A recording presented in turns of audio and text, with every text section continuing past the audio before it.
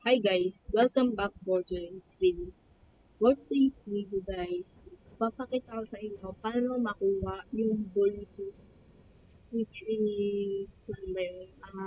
Ito, for devil fruit users that pwede kang makalangoy sa tubig.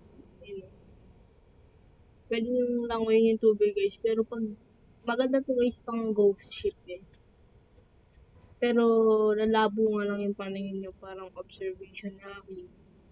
So, ito po muna natin yan. So, ang gagawin natin guys is pupunta tayo dito sa Skull Island. Pero pag hindi nyo pa na-unlock yan, sundan nyo lang ako. So, dito tayo malapit kay Gazelman. Pupunta tayo dito sa Eskinita. Hindi naman talaga Eskinita. Pero pupunta tayo dyan. Then straight forward lang tayo papunta doon. Kung bago ka lang guys, pag di ka pa nakasubscribe, mag-subscribe ka na sa video na to, i-like mo na, syempre. Then, nandito na tayo guys, sa Full Island. Hindi naman siya ganun katagal. Then, punta tayo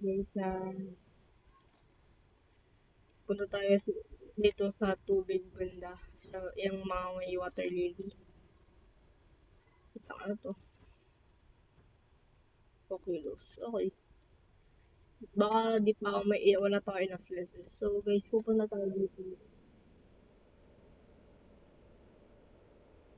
Then makikita nyo itong shop dito banda sa skull, tapos may ladder dito. May shop dito guys. Then I have an accessory for sale. It's called Bulitos. Would you like to buy it for 5 million belly?